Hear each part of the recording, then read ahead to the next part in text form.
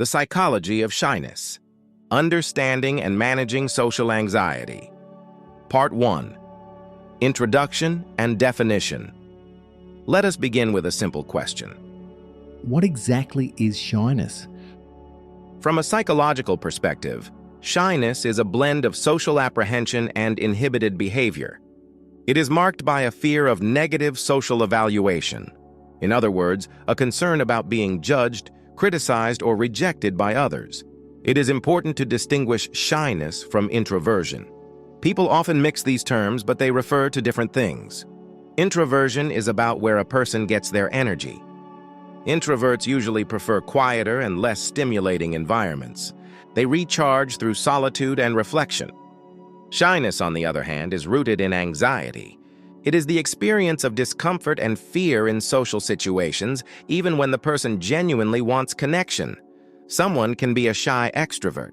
They may crave social interaction, yet feel blocked by the anxiety that rises when they are with other people. So shyness is not simply a preference for quiet. It is the presence of fear. Part 2. The Origins of Shyness, Nature and Nurture. The development of shyness does not come from one single cause. It grows from a complex interaction between biological and environmental influences. First, consider the biological side. Psychologist Jerome Kagan and his colleagues at Harvard University carried out classic longitudinal research on infant temperament. They identified a trait called behavioral inhibition. Their work, reported in journals such as Science, showed that roughly 15 to 20% of infants are born with a highly reactive temperament. These infants respond strongly to new sights, sounds, and people. They are cautious. They are easily aroused by novelty. As they grow, they are more likely to become shy children and shy adults. At the brain level, this pattern is linked to a more reactive amygdala. The amygdala is a key structure for detecting threat and generating fear responses. For a person with this sensitivity, a new social situation is not only new, it is interpreted as possibly dangerous. This triggers a stress response in the body, faster heart rate, muscle tension, and a readiness to withdraw. Now, the environmental side. A sensitive temperament does not condemn anyone to a lifetime of shyness. However, when this natural sensitivity is combined with certain experiences, the probability of chronic shyness increases.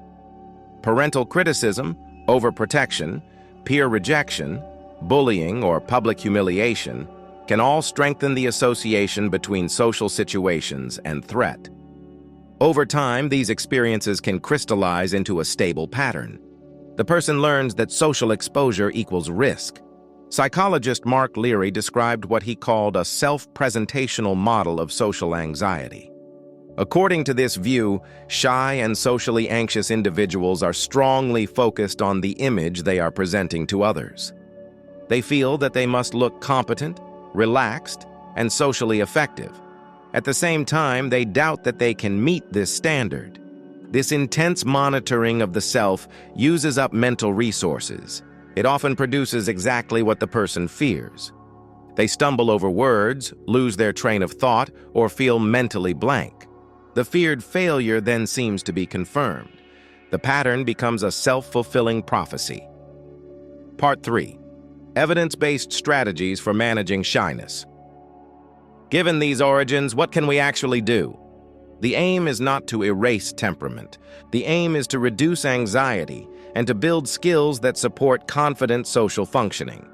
We will look at 3 strategies that have strong support in the research literature.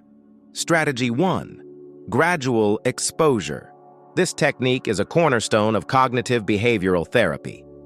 Meta-analyses in journals such as Clinical Psychology Review show that exposure-based methods are highly effective for social anxiety.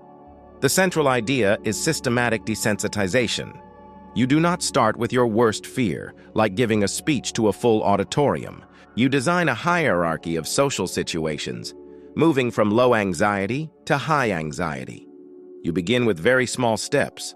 For example, making brief eye contact and saying thank you to a cashier. Next, you might ask a shop assistant for help finding a product. The following step could be to start a short conversation with a colleague in the corridor. Each step is repeated until the anxiety begins to fall. Every successful exposure gives new evidence to the nervous system. The predicted disaster does not happen. With repetition, the link between social cues and fear becomes weaker. The amygdala learns that these situations are safe enough, and the person's confidence grows gradually rather than suddenly. Strategy 2. Cognitive restructuring through attention shift. As Leary's work shows, shyness is maintained by strong self-focused attention. You monitor your heartbeat, your words, your facial expression, your performance. Cognitive restructuring helps you change this pattern. Instead of asking, "How am I doing?" you purposely ask different questions. What is this person saying? What matters to them? What can I understand or appreciate about their perspective? Research published in Behavior Research and Therapy indicates that shifting attention outward reduces self-consciousness and improves conversational flow. By becoming genuinely curious about the other person, you leave fewer mental resources available for self-criticism. The content of the interaction improves, and your anxiety often decreases as a side effect. Strategy 3. Self-compassion. Many shy individuals respond to their anxiety with harsh self-talk. They say things like, "I am so awkward," or "I should be over this by now." This internal attack raises anxiety instead of reducing it. Psychologist Kristin Neff's work on self-compassion offers a different response.